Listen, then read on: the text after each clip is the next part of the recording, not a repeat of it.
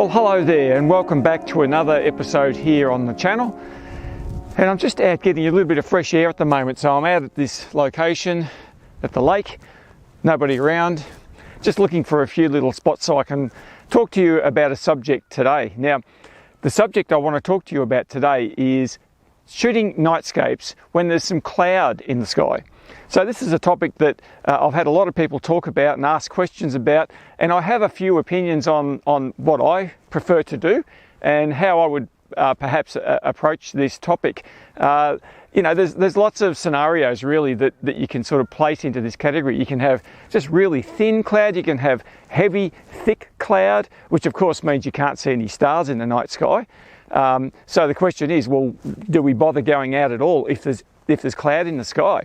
I want to also just briefly touch on a few other things, like even light pollution and how that affects our nightscape images in this setting as well. So let's just find a spot here, we'll settle down and we'll have a bit of a chat about clouds for our nightscape images. Now, I think this is a typical scenario, to be honest with you.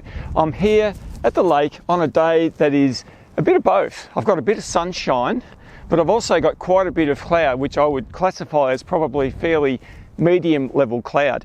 It's not low like a thundery, stormy clouds, and it's not that high, thin, cirrusy type cloud that we often get.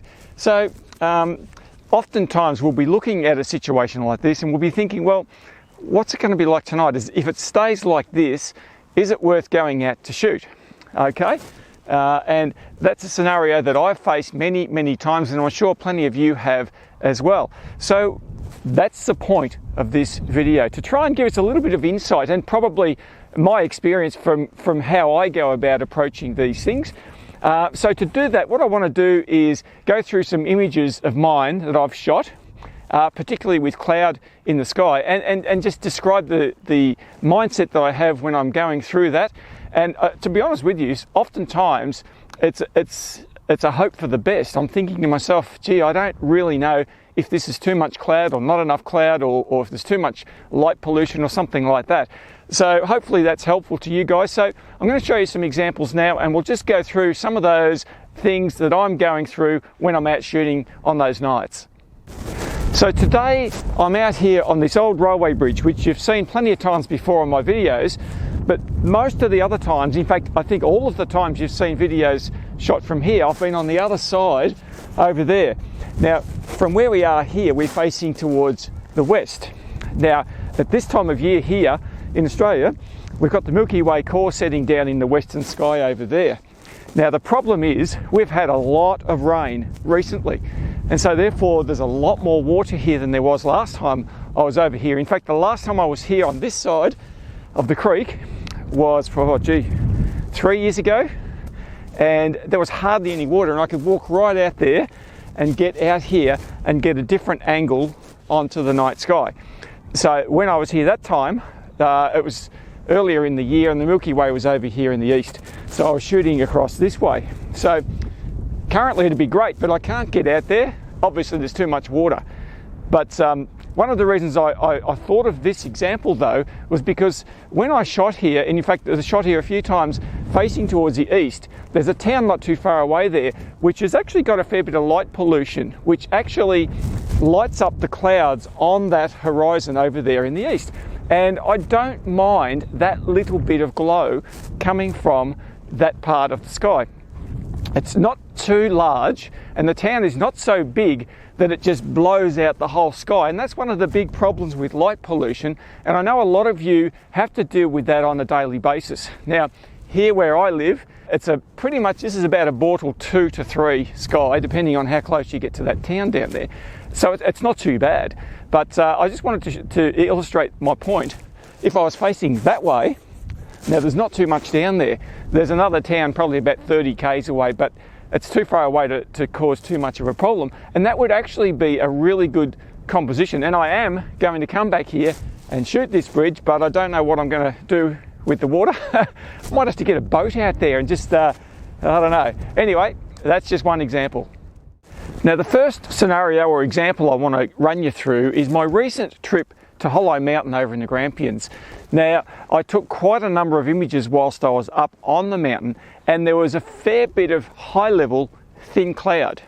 Now, I know from my experience that this can be okay, especially if it's backlit with a little touch of moonlight. And luckily for me, on this occasion, that's exactly the scenario that we faced up on the mountain. There was probably about, probably about a 15% crescent moon, and it was off on an angle, so I wasn't shooting straight into the moon. The moon was off on an angle, probably 3/4 behind the camera. So that worked out perfectly. And the wispy clouds are actually backlit, if you like, by the moon itself. I didn't need any other lighting, and all the foreground settings that I lined up there, which is rocks and rock pools and things like that, pretty much didn't need anything else except that little bit of moonlight. But the thing I really want to draw your attention to is what that moonlight did to the clouds. Now, it gave those clouds real character. And to me, that is actually the highlight of the image. I mean, the scenario of the landscape was beautiful, and don't get me wrong, that's the whole reason I went up there in the first place. But to have those clouds, just the thin, high-level clouds, lit the way they were was beautiful. And you know, the big bonus, of course, was the fact that I could see the stars, and especially the Milky Way core, through that level of cloud.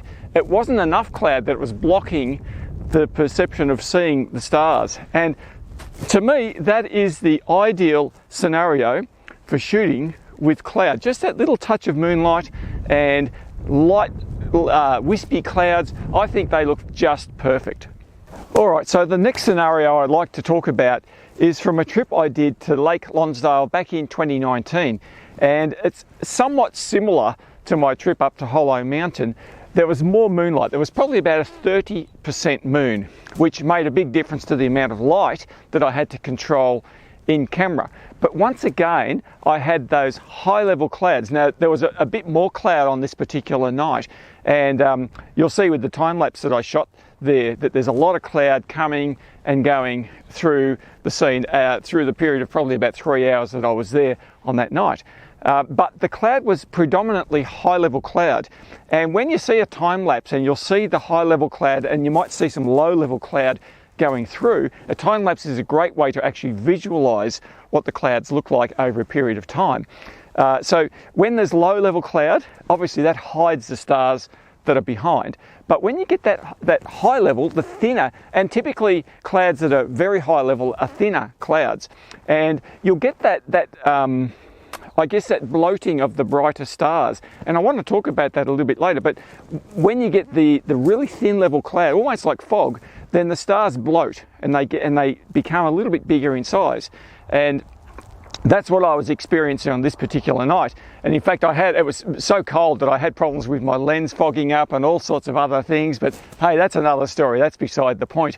Panoramas is what I wanted to shoot this night, because once again, when you've got a fair bit of moonlight, as I had here, there's no need to do any light painting of foreground subjects, particularly the trees that I had there, because it was such a beautiful landscape just as it was. And some of these trees were too far away to really effectively light paint. So the moon did a beautiful job of that. And you can see here I've shot a number of panoramas to blend various focal length lenses and create wider and higher size images. And I think they look fantastic. So once again, that's another example of using moonlight coupled with predominantly high level cloud. There was a few other strips that I've had where I've done the same thing, and I've used just the moonlight and sometimes a high level cloud, and I think they look fantastic. So I guess what I'm saying here is, if the cloud is looking like that, then I'm happy to go out and shoot, because I really want to embrace the experience of getting that dynamics in my images. Now, I know sometimes that doesn't work out. You'll see another example here where I shot at another lake, which was the same trip as that, a different lake, and the clouds were much lower and much heavier, and the images are nowhere near as good. Now, the other thing is there was no moonlight at all. So what you find is when there's no moonlight and you get reasonably heavy cloud, everything gets so dark. It's really, really dark, and that is nowhere near as good as the other scenario. Now, another thing I want to mention about the thicker clouds as opposed to the high level clouds is they are much more difficult to work with in post-production. They are very noisy. Now, I've probably mentioned to you many times in the past that noise hides in shadows predominantly. And with Nightscape images, there's lots of shadows. So the last thing we want to do is add more, as in clouds in the sky, because they're really dark and grainy. And added to that is the fact that they're slowly moving.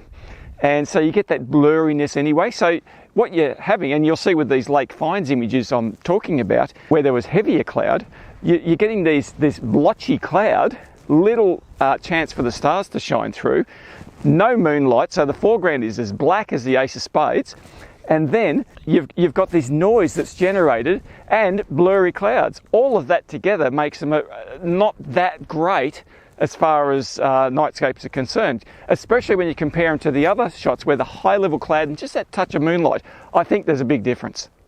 All right, so let's move on a little bit from there. What I'd like to do is address a couple of these factors mixed together more so, and that is that high level cloud mixed with light pollution. Now, when I'm talking about light pollution, I'm not talking about, Bortle 10 or 12 skies where you can't see anything at all in the night sky. I'm talking about a lower level, because that's where I live here. That's what I'm referencing to. I'm fully aware that many of you guys live in very highly light polluted skies, and I apologise to you in advance, but that's not where I am. I'm pretty much in between Bortle 2 and Bortle 4 skies here. So a lot of the images that I like to shoot have that mixture of just a glow in the sky, and particularly when you have a high level cloud, especially when that high level cloud is a fair way off on the horizon. What that does is reflects underneath, and you'll see that glow from the town. Now, I'm not scared of light pollution when it actually adds to my image, and I want to show you some examples here where that has actually been the case. So the first one here, you'll see this beautiful Morris commercial truck, and you can see the Southern Cross in the sky, surrounded, if you like, by this wispy high level cloud. But added to that, we've got this glow, and it's more of an orangey glow coming from the horizon, which is actually underlighting the cloud. Now, that's what I'm talking about. I think this has a beautiful mystical appearance about the image. Now, of course, I've got the truck in the foreground, which is the star of the scene. But I'll tell you what, that sky looks absolutely beautiful. And the Southern Cross, I mean, it's on our flag here in Australia. It is so prominent in the Southern Hemisphere night skies. It's just gorgeous. Speaking of the Southern Cross, I've actually got another image here, which is a little gum tree. And I featured this image in the past, you'll probably remember it.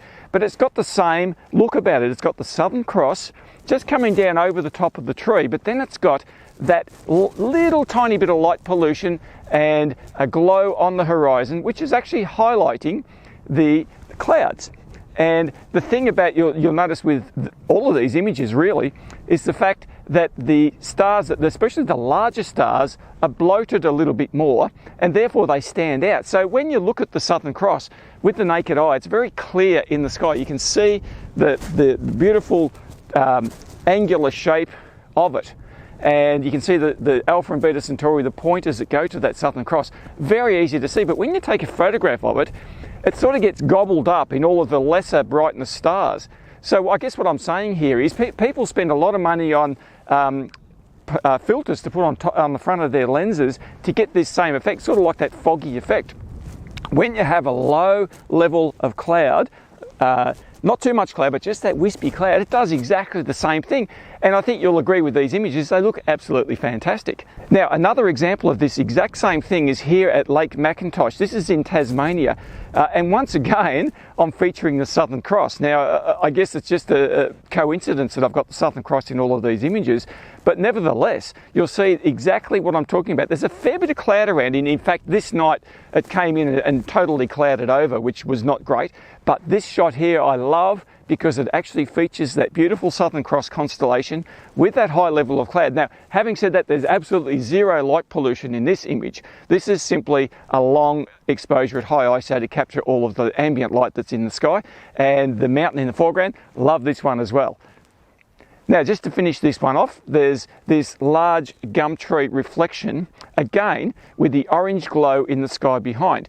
Now, one of the things about this image is the fact that really you can't see too many stars because the cloud was fairly thick at the time.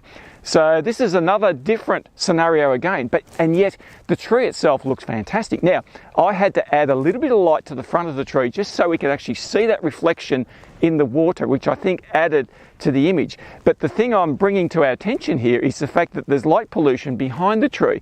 And what that does, it actually silhouettes the tree or whatever the foreground subject is. So I'm effectively using cloud and the light pollution to our advantage. If there was no cloud there, I wouldn't have got that orange backlight, if you like, and this image wouldn't look as good, in my opinion. Now, sometimes you'll have the same scene, same subject matter, same scenario with different conditions in the sky, and it makes a massive difference to the final outcome of our shots. Now, have a look at these two shots here. You'll see the same Austin truck. Now, in one of these, we've got the sky lit up, or underlit, if you like, with light pollution from a town that's a fair way away, but the clouds were high enough to capture that. Now, as well as that, we've been able to capture the Milky Way, some stars in the sky above that. Now, I think that image looks pretty good, but contrast that with this other image here, where the cloud was lower and thicker, and it didn't have the same ability to capture that light from the town. Now, the town's still there, same amount of lights, but because the cloud was so low in the sky, it didn't have that ability to capture that light, and the stars are not shining through, and therefore our image doesn't have anywhere near the same dynamics. Now, while we're talking about this subject, I want to mention fog. Now, it's not cloud as such, but it does give our images a unique type of dynamic when we embrace it in our photography. Now, there's many times when I've been out shooting at night and fog has descended. In fact, so much so that often you cannot see anything in the night sky above. Most of the time we would give up and go home, go and have a cup of tea or something. But on quite a few occasions, I've actually embraced the conditions and thought to myself, well, how can I make this something unique and something special, and still maybe capture the odd star that might be shining through there. But a lot of times it becomes more about the foreground subject matter that we have in our frame. So here's a few examples I'd like to bring to your attention. Firstly, we've got this shot here where I'm actually standing on this plough. Now, and it's lit from behind us, just a single exposure with the light coming from behind. It's a torch light, believe it or not, low down out of the frame. Now, when I was shooting this, I had no idea how much fog was actually hovering in that little gully just behind where this subject was. And I think you can see there the beam of the torchlight being broken by the subject matter in the foreground looks absolutely fantastic. Now, as well as that, we're looking at this other image, which is taken on, it's just a dam bank. So this little tricycle is elevated just above the level of the surrounding district, and again it's backlit. Now, one of the keys when shooting fog, I believe, is to use certainly use backlighting and maybe even side lighting. When you light from the front with fog, that's a recipe for disaster, because really all you're doing is lighting up and glowing. It just looks terrible. But when you backlight, Now that's when the magic happens. And you can see with this tricycle, just a simple single exposure, lit from behind, with the focus actually on the trike itself. And you can see some things appear, like for example, the spider webs on this. I couldn't even see those when I was setting up the shot. I had no idea that they were even there. But because of the light from behind and because of that little atmospheric fog, I think it looks pretty good. So my next shot is a railway bridge. Now this was an amazing night because what happened here was that it was clear. It was as clear as a bell when I got there and I started shooting. But by the time I got set up ready to go, the fog started creeping in under this bridge. It was really low level fog. So you can still see the sky above, but the fog is coming under the bridge and it was almost very eerie and ghostly.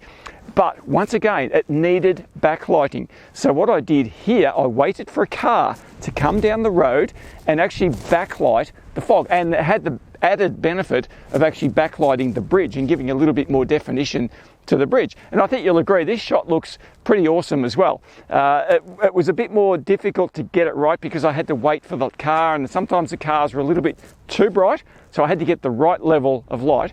But in the end, I'm pretty happy with that one. Speaking of backlighting fog, this shot is one of my favorites. I took it many years ago, and I was once again out shooting on location, and the old church building here looked great, except I couldn't see anything because the fog had descended. I was just about ready to go home, and there's a common thread here.